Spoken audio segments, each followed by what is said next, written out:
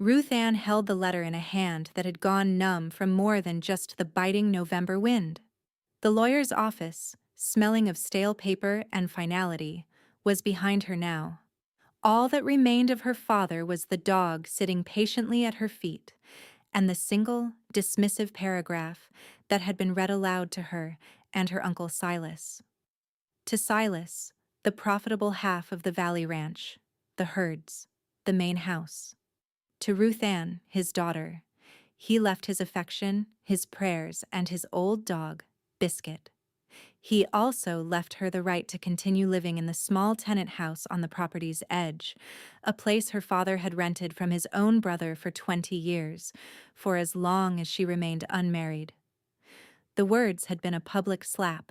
Her Uncle Silas, a man built of hard angles and quiet satisfaction, had placed a comforting hand on her shoulder that felt more like a brand. "He was a sentimental man, Ruth Ann," he'd said, his voice loud enough for the lawyer to hear. "Never had a head for business. Left you what he valued most." The implication hung in the air. A worthless dog and a prayer. Now, walking back to the little house that was her only mooring, the wind tore at her thin coat.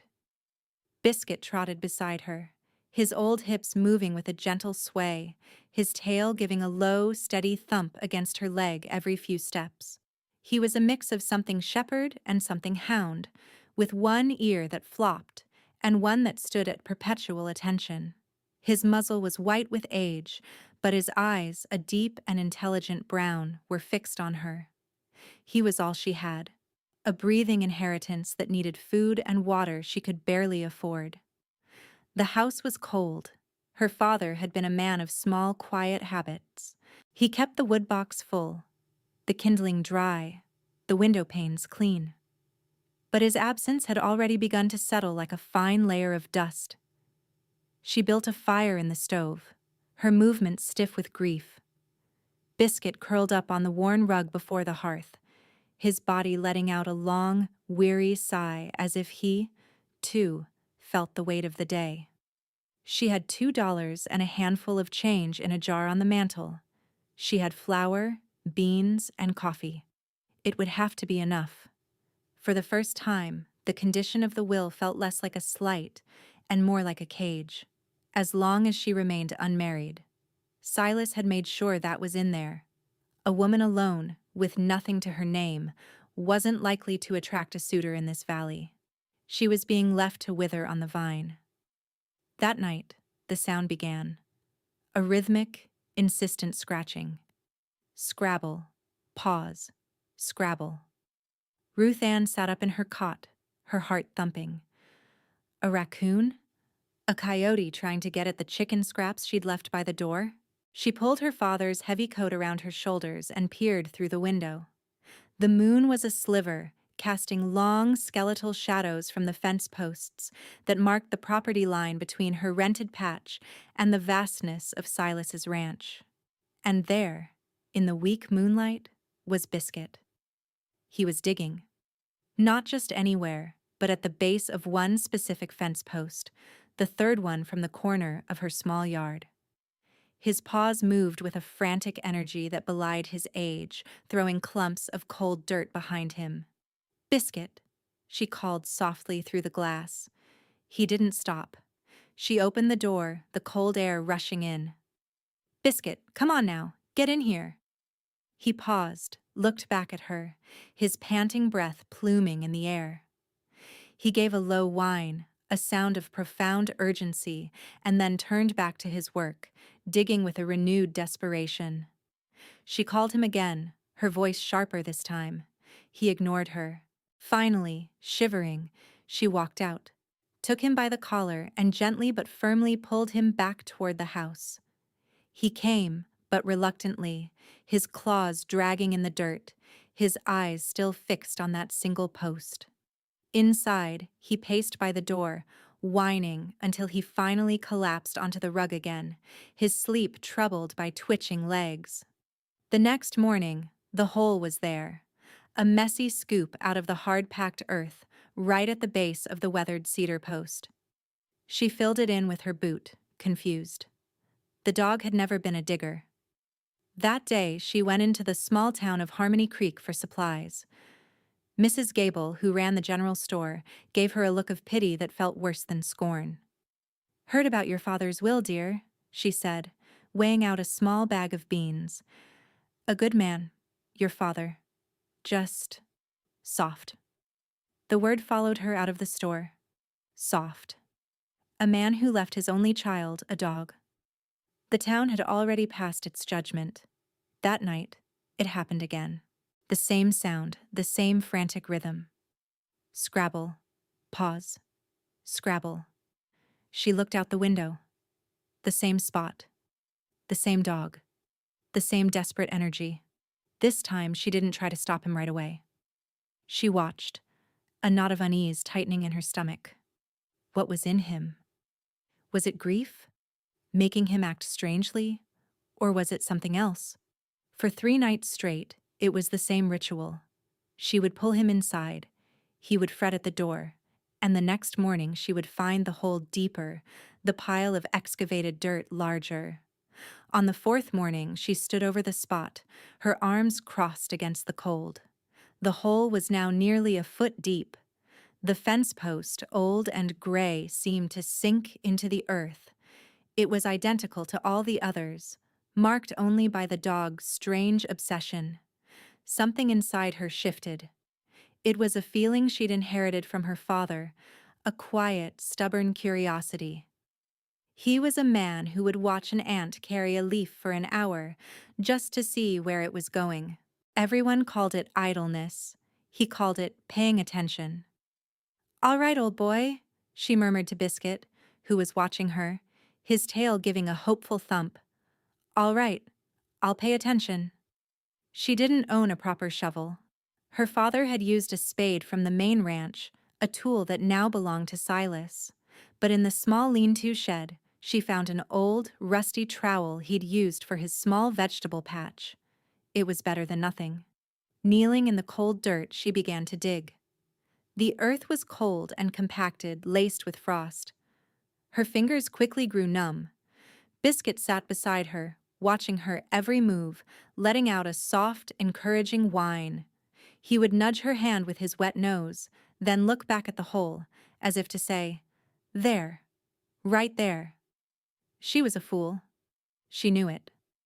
The whole town thought she was a fool's daughter, left with a fool's inheritance, and here she was, on her hands and knees, digging a hole because a grieving dog told her to.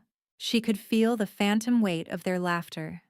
After 10 minutes of chipping away at the frozen ground, the trowel struck something. It wasn't the dull thud of a rock. It was a softer, hollow sound. Her breath caught. She dug more carefully now, scraping the dirt away. An edge of dark, oiled cloth appeared. Her heart hammered against her ribs. She worked faster, her numb fingers clumsy.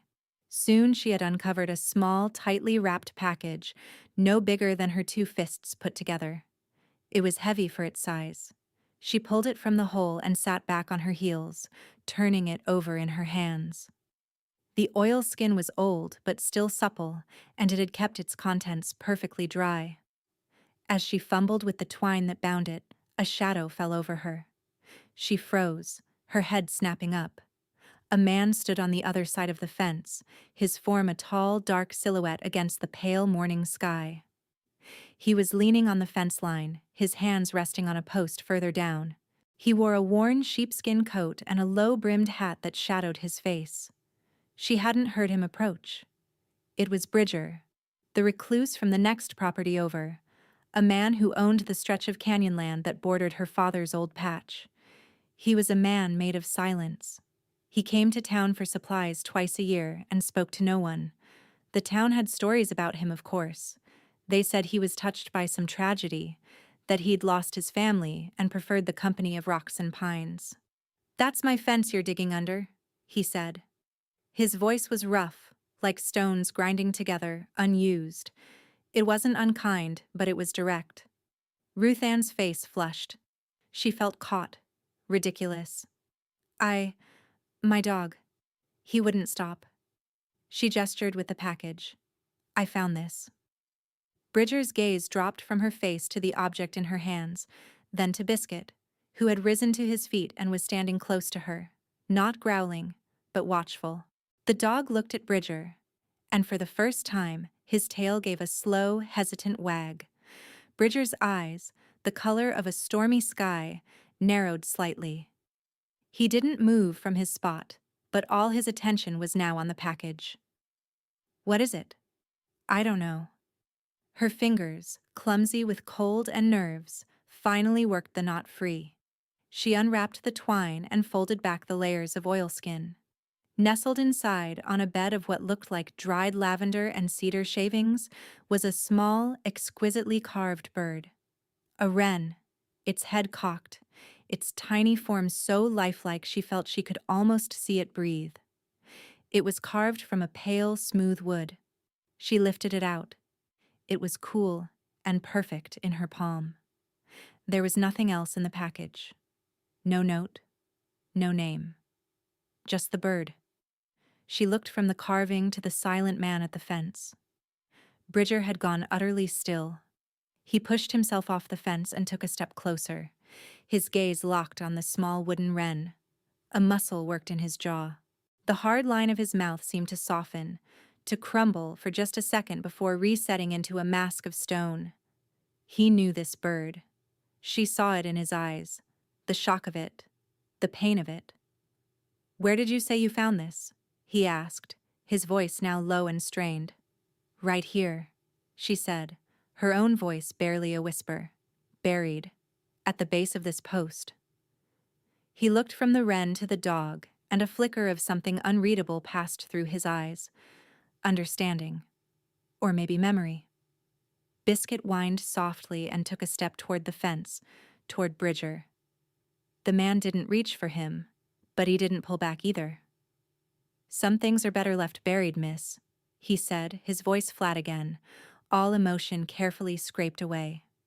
He tipped his hat, a gesture that was polite and dismissive all at once, and turned, walking away along the fence line without another word, his long strides eating up the distance back toward the canyon. Ruth Ann stood there, the cold forgotten, the small, perfect bird in her hand. The mystery of the digging dog had not been solved.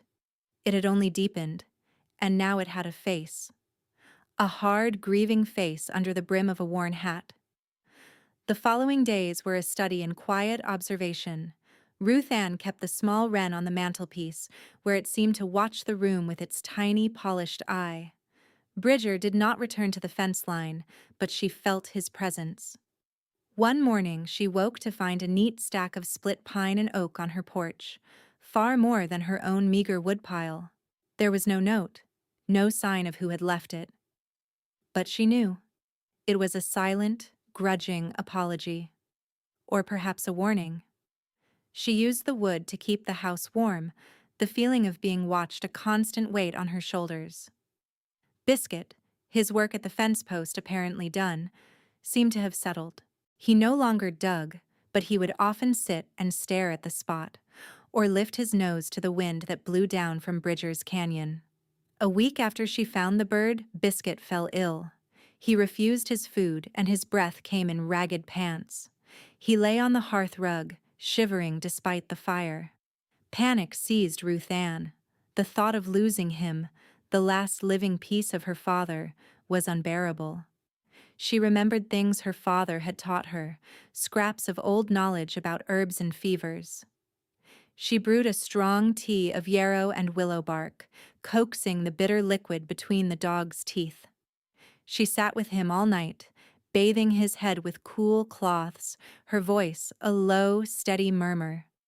Sometime after midnight, she must have drifted off, slumped in her chair. She woke with a start to a soft thump on her porch. Peeking through the curtains, she saw nothing but retreating boot prints in the frost. On the top step sat a small covered pot. It was still warm.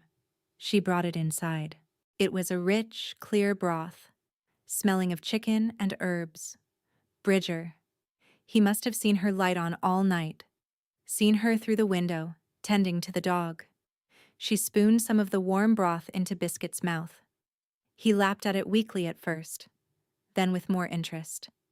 By morning, his fever had broken. He was weak, but he was better. She looked at the empty pot on her table, and a feeling of warmth spread through her chest that had nothing to do with the fire. He was a man who spoke in actions, not words. Wood for her fire, broth for her dog. Her Uncle Silas chose that afternoon to make an appearance.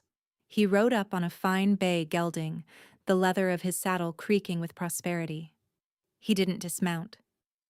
"Ruth Ann," he said, his eyes scanning her small, tidy yard and lingering for a moment on the new stack of firewood.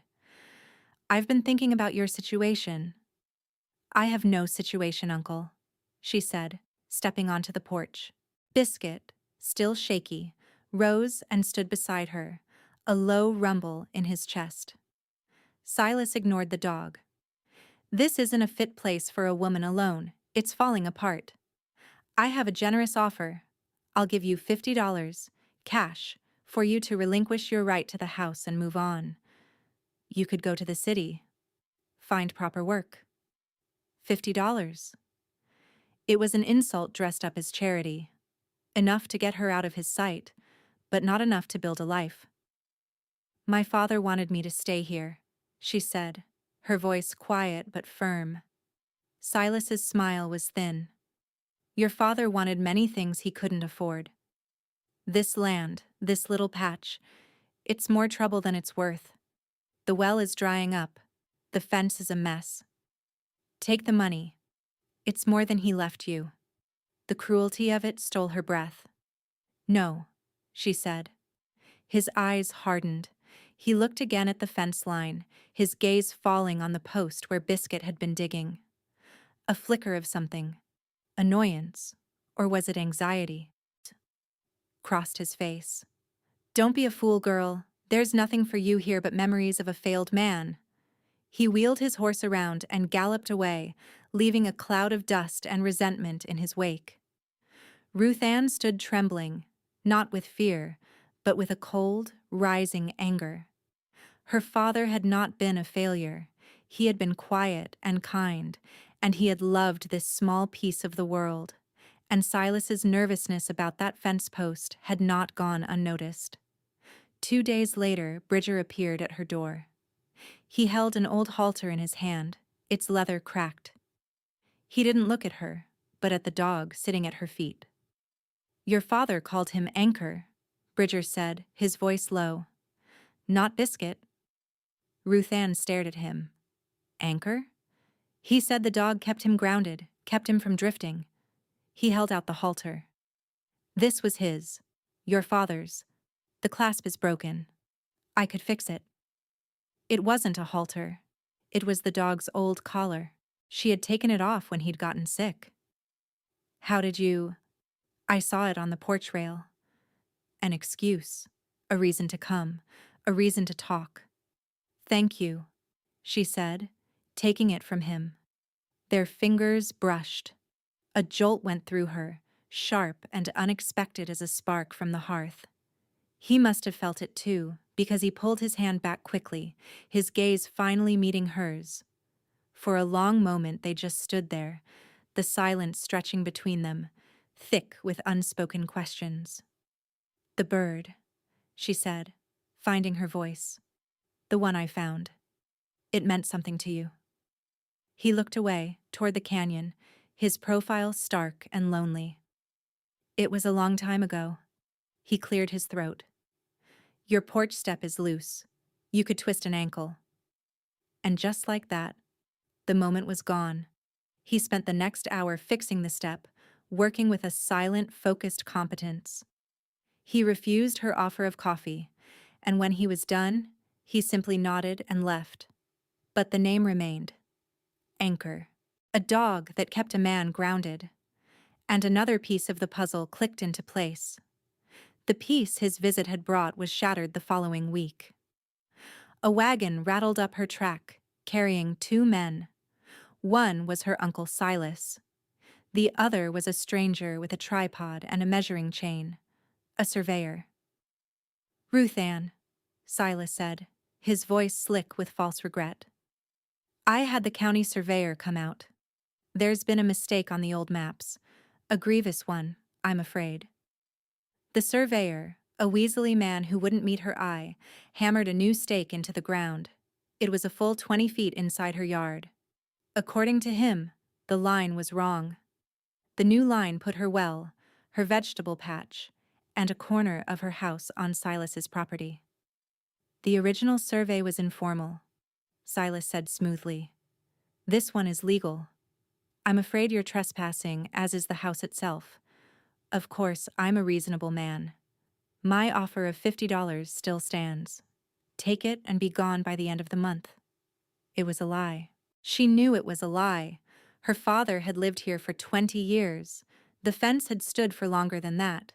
This was a land grab, pure and simple. Silas was using the law as a weapon to force her out. And he was doing it because of that fence post. He was afraid of what else might be buried there. Desperation clawed at her. She had no money for a lawyer, no one to stand for her. The town already saw her as a charity case. Her only asset was a story about a digging dog and a carved bird. That evening, as the sun bled red behind the mountains, she walked across the frosted fields to Bridger's property. She found him splitting wood outside a small, solid-looking cabin nestled against the canyon wall. The sound of his axe was the only sound in the vast silence. He stopped when he saw her, resting the axe on the chopping block. Anchor, who had followed her, trotted ahead and nudged Bridger's hand. Bridger's hand rested on the dog's head for a moment, a natural, familiar gesture. They knew each other. They had a history she was only just beginning to understand.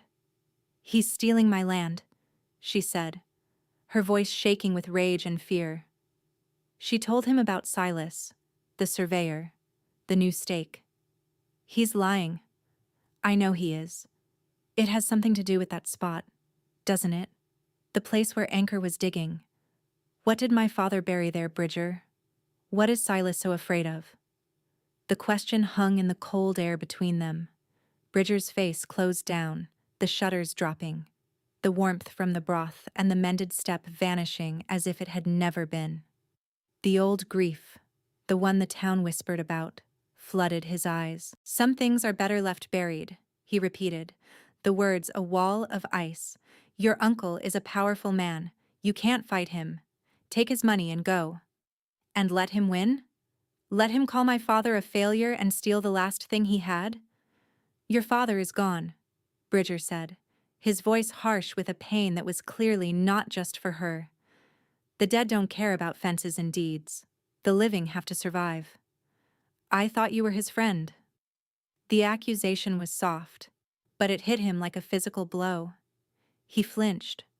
"I was," he said, his voice barely audible. "That's why I'm telling you to walk away. You're digging at a grave, Ruth Ann. Leave it be."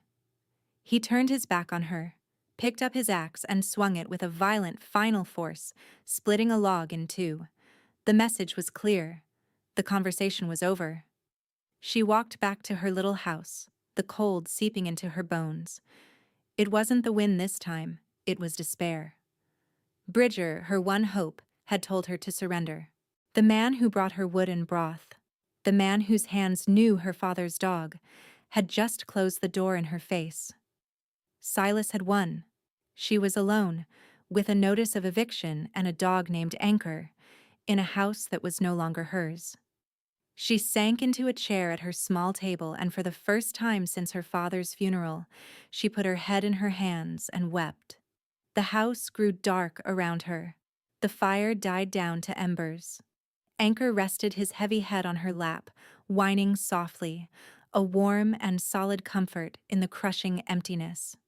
She looked at his old, wise face, at the trust in his eyes. Her father had left him to her. Not as a burden, but as a guide. He was the one thing that knew the way home. He had led her to the fence post. He had led her to the bird. He had led her to Bridger. The path wasn't finished yet. A new resolve hardened within her. If Bridger wouldn't help her, she would do it herself. If she was digging at a grave, then she would find out who was buried there and why. She would not let Silas erase her father's life with a lie and a survey stake. She put on her coat, lit the old kerosene lantern, and took the rusty trowel from the shed. Anchor stood at the door, his tail thumping a steady, ready beat. "Come on, boy," she whispered. "Let's go finish what we started." The night was moonless and silent. The single beam of her lantern cut a trembling circle in the dark. She set it down by the fence post, the light making the familiar ground seem strange and alien. The hole was still there, a dark mouth in the earth.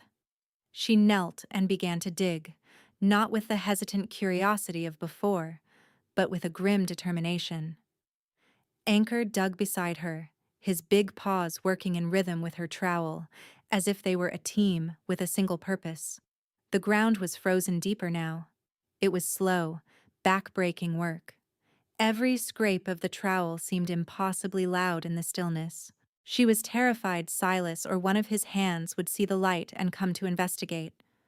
But she kept going, driven by a fury that burned hotter than the cold. She didn't know how long she'd been digging when she heard a footstep behind her. She gasped, spinning around, holding the trowel like a weapon. It was Bridger. He stood just at the edge of the lantern light, his face a mask of conflict. He wasn't holding an axe this time. He was holding a shovel. He had seen her light. He had seen her from his lonely cabin, a single point of defiance in the dark, and he had not been able to stay away. He could not let her face the ghosts alone.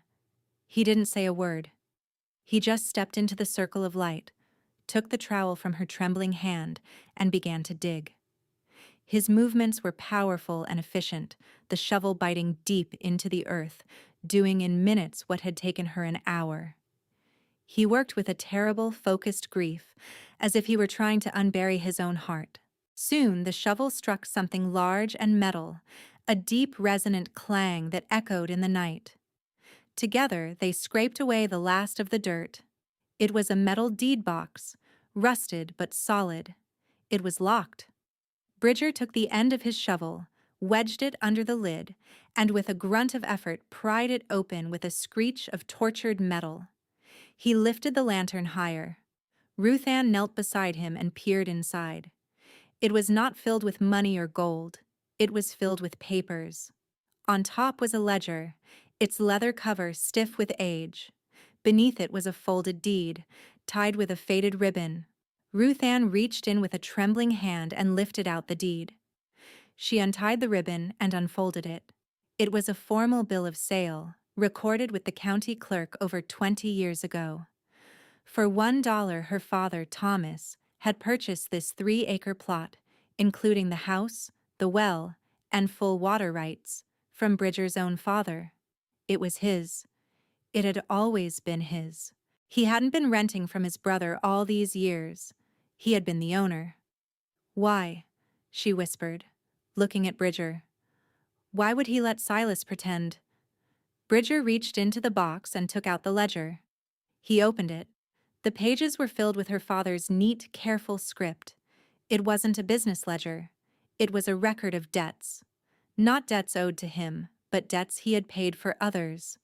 Doctor's bills for a neighboring family whose child was sick, a seed loan for a farmer whose crop had failed. And on the last page, a single, large entry. The remaining mortgage on Silas's main ranch, paid in full 10 years ago. At the bottom, her father had written a note. "Paid for my brother, so he might not lose his home. To be repaid when the herds recover." The herds had recovered. Silas was one of the most prosperous men in the valley. He had never repaid his brother. Instead, he had let Thomas live in poverty on his own land, charging him rent, all to hide the shame of his own debt and the depth of his brother's generosity. Silas hadn't just been lying about the survey line.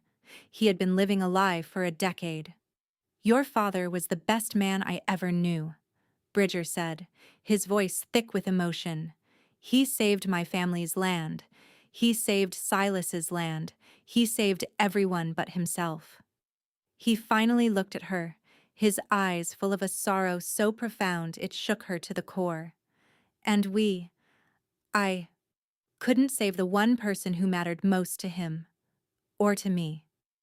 He pointed to the bottom of the box. Lying beneath where the papers had been was another object, another carved bird, a twin to the one on her mantel. My little sister, Elodie, Bridger said, his voice breaking. She was 10. She loved birds. I used to carve them for her. There was a blizzard, the worst in 20 years. She got lost trying to get home from a neighbor's. Your father and I, we went out looking for her. We found her right here, at this post. We were too late. He choked on the words. Anchor was with us. He was just a pup. He found her. He never forgot the spot. Your father and I, we buried her favorite carving here, the one I'd just finished for her. We made a promise to never speak of it. The grief was too much for my parents. And your father, he buried the deed and the ledger with it. He said this spot was a memorial to loss, and that the papers were a memorial to things freely given that should never be forgotten. He trusted his brother would do the right thing. He was wrong. The truth landed with the force of a physical blow. The digging, the bird, Bridger's silence, Silas's greed, it all snapped into place. This wasn't a grave she had been digging at. It was a testament. A story of love and loss and a quiet man's unbreakable integrity. The first light of dawn was painting the sky gray when they heard the sound of a horse. It was Silas, with the town sheriff beside him. He'd seen the light after all. There she is, Sheriff, Silas called out, his voice ringing with triumph. Trespassing, just as I told you, and destroying my property. He dismounted, a smirk on his face, which faltered when he saw Bridger standing beside her, the open box at their feet. Morning, Silas, Bridger said, his voice dangerously quiet. The sheriff, a fair man named Tate, looked from the hole to the open box, his brow furrowed. What's all this, Ruth Ann, Bridger? This is a private matter, Silas snapped, between me and my niece. No, Ruth Ann said, her voice clear and strong. She held up the deed. This is a property dispute, and this deed says this land, this house, and this well are mine, purchased from Jedediah Bridger, 21 years ago. Silas went pale. That's a forgery. Is it? Bridger asked, stepping forward into the light. He took the ledger and held it out to the sheriff. And I suppose this is a forgery too, a record of my father's signature on the sale. And a record of the mortgage on your own ranch, Silas, paid in full by the man you called a failure. Sheriff Tate took the ledger and the deed, his eyes scanning the documents. The silence stretched, broken only by the wind whistling through the fence wires. This looks legal to me, Silas, the sheriff said finally, his voice grim. He looked at Silas, his expression one of dawning disgust. It looks to me like you've been defrauding your own kin for a decade. Silas's face contorted with rage. He took a step toward Ruth Ann. You little... Before he could finish, Anchor moved. The old dog, silent until now, placed himself between Ruth Ann and her uncle. He didn't bark. He didn't snarl. He just stood there, a solid, immovable presence, and let out a low, deep growl that was more ancient and more threatening than any sound Silas had ever heard. Silas froze, then stumbled back. The fight went out of him, replaced by a sallow, defeated pallor. He was beaten. Beaten by a dead man's papers, a silent recluse, a woman he'd dismissed, and a dog he'd forgotten. Without another word, he mounted his horse and rode away, a man fleeing his own shadow. Sheriff Tate handed the papers back to Ruth Ann. This is your land, miss. I'm sorry for your trouble, and for your loss. Your father was a better man than most people knew. He tipped his hat to them both and left. Ruth Ann and Bridger stood alone in the morning light, the open box between them like a shared secret. She had done it. She had saved her home, and in doing so, She had pulled Bridger from his prison of silence. He had come for her. He had stood for her. He had rescued her from Silas, and she had rescued him from the ghost that haunted this fence post.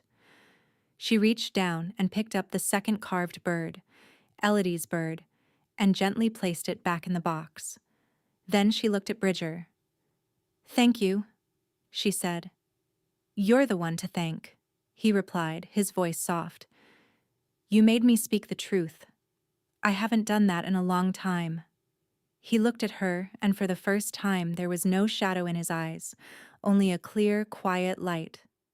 "Your father left you the one thing that knew the way home." Autumn settled over the valley. The leaves on the aspens in Bridger's Canyon turned to gold. The roof on Ruth Ann's small house was mended, the woodpile was high, and the porch step was solid. Anchor, no longer a frantic digger but a contented guardian, spent his afternoons sleeping in the sun on that same porch. The story of Silas's deceit and Thomas's quiet generosity had spread through Harmony Creek like wildfire, carried on the winds of Mrs. Gable's gossip. The pity in people's eyes when they looked at Ruth Ann had been replaced by respect. She was no longer the girl who inherited nothing. She was the woman who had unearthed the truth. Bridger was no longer a recluse. He still valued his silence, but it was a peaceful silence now, not a haunted one.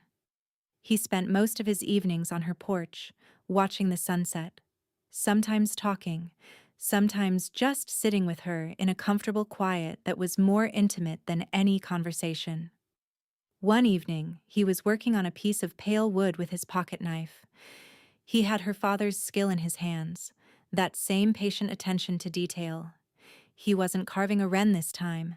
He was carving a sparrow, its wings outstretched as if in flight. He finished it, sanded it smooth with his thumb, and held it out to her. "For you," he said. "A new memory for this place." She took the bird, its wooden form warm and alive in her hand. She looked from the carving to his face, at the gentle hope in his eyes, and knew she was home. Not just in the small house her father had left her, but here, with this man, and the old, loyal dog who had dug and dug until he had uncovered not just a secret, but a future. This is how a life is built, she thought. Not with grand gestures the world can see, but with the quiet, stubborn acts of the heart. Sometimes all it takes is trusting the one thing everyone else has overlooked. Have you ever found something everyone else walked past? We hope you'll join our family of story lovers by liking this video and subscribing for more tales from the heart of the Old West. Just hit that bell icon so you never miss a new story. What would you have done if the dog kept digging? Let us know in the comments below. In the end, it's the quiet loyalties that anchor us, and the love that shows us the way home.